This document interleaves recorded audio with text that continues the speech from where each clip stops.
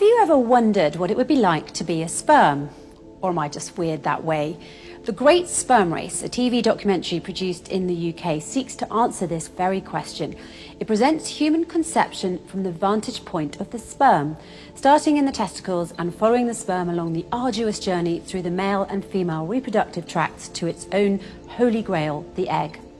It was Antony van Leeuwenhoek, a 15th century microscope maker, who actually first discovered sperm while testing one of his devices. And because of this chance discovery, it has been said for many years that van Leeuwenhoek created something with his own hands, and that device led him to the secret of creation.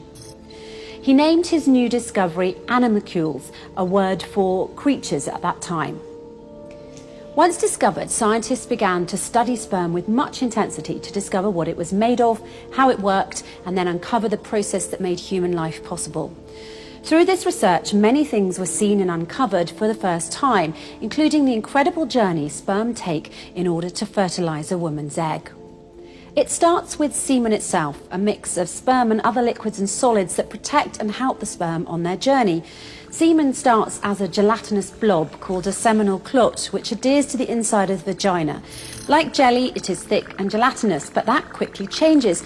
Soon the semen liquefies so that the sperm can move and swim away and pass through the uterine canal.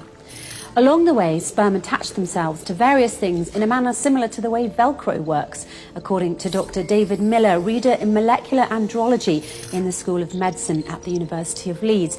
They can attach and release with ease due to carbohydrate-binding proteins.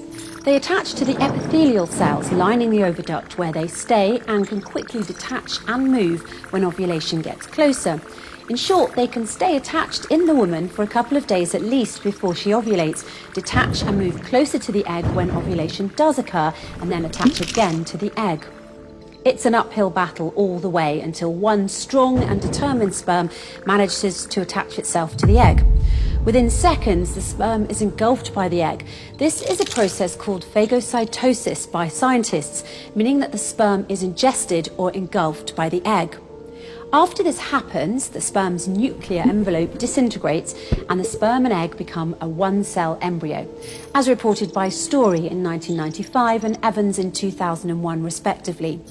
From there, creation begins as the sperm-egg interaction initiates a single cell to be formed and then to be divided and duplicated many times over.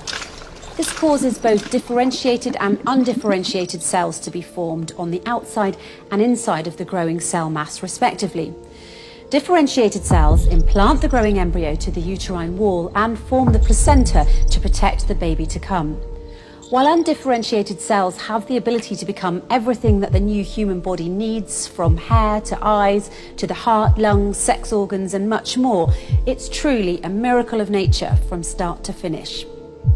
And the Holy Qur'an stated every single step with incredible accuracy 1400 years ago. These quotes from the Holy Qur'an, which describe the process very specifically, are the proof. Read, "In the name of your Lord who created the human from the creatures that can attach." And in another verse, "People, if you should be in doubt about the resurrection, then consider that indeed we, God, Allah, created you from dust, then from the watery bit of the semen, then from the creature that can attach, and then from a chewed matter, partially differentiated and partially undifferentiated, that we may show you. And we settle in the uteruses whom we will for a specified term, then we bring you out as a child." Even the most biased person would agree these words are incredibly accurate to what science now describes. The Holy Qur'an talks about how the semen becomes watery and how the sperm attaches, about how the egg ingests the sperm and about differentiated and undifferentiated cells, and then how the developing embryo implants in the uterus. The accuracy is simply uncanny. Another remarkable fact is that the Holy Qur'an even talks about the process of phagocytosis, cells ingesting or engulfing one another, followed by their combination of disintegration that is used to form the zygote in its verses. As you will note, the Qur'an refers to chewed matter in the verse on embryology. This chewed matter is a well-known medical term and an analogy for the mechanism of phagocytosis. So just as the zygote is formed due to the ingestion of the sperm by the female egg, and the mixing of this ingested matter with the female DNA, the chewed matter, the analogy given in the Holy Qur'an, follows the same process, as it too refers to the mixing of ingested matter with saliva, resulting in a new combination. Essentially, using analogous terms, the Qur'an is telling us about the process by which the zygote is formed. The Holy Qur'an not only stated the specific sequence of events that can lead to embryo creation, but also stated with 100% accuracy that during embryonic development, the bones are formed first and then the flesh of muscles. And certainly did we, God, Allah, create man from an extract of clay. Then we placed him as a watery bit of semen in a firm lodging. Then we made the watery part of the semen a creature that can attach.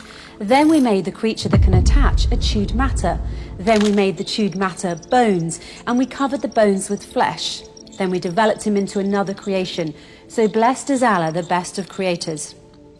In Developmental Approaches to Human Evolution, published in 2016 by Professor Julia Bauer from the Department of Anatomy and Cell Biology at the University of Sichuan, and Professor Campbell Rowlian in Anatomy at the Department of Comparative Biology and Experimental Medicine in the Faculty of Veterinary Medicine at the University of Calgary, we find research that is consistent with the Qur'an's claims.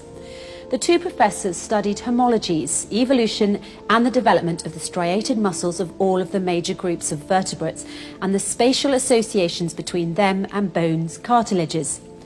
They stated that among tetrapod groups, humans are tetrapods by the way, the signalling for limb and bone development usually precedes that for muscle development. Cartilage in general is present prior to muscle formation, and somatic limb muscle progenitor cells apparently do not carry intrinsic positional information. They also stated that there are studies that suggest that the presence of the first tissues formed during limb development, condensations that will give rise to bones, may provide the positional signaling for the subsequent development of soft tissue. When you think about all that, it's hard not to admit that embryology is truly a miraculous process. And just as miraculous as the process itself is the fact that the Qur'an, a book revealed in the 6th century, described this intricate process so accurately all those years ago.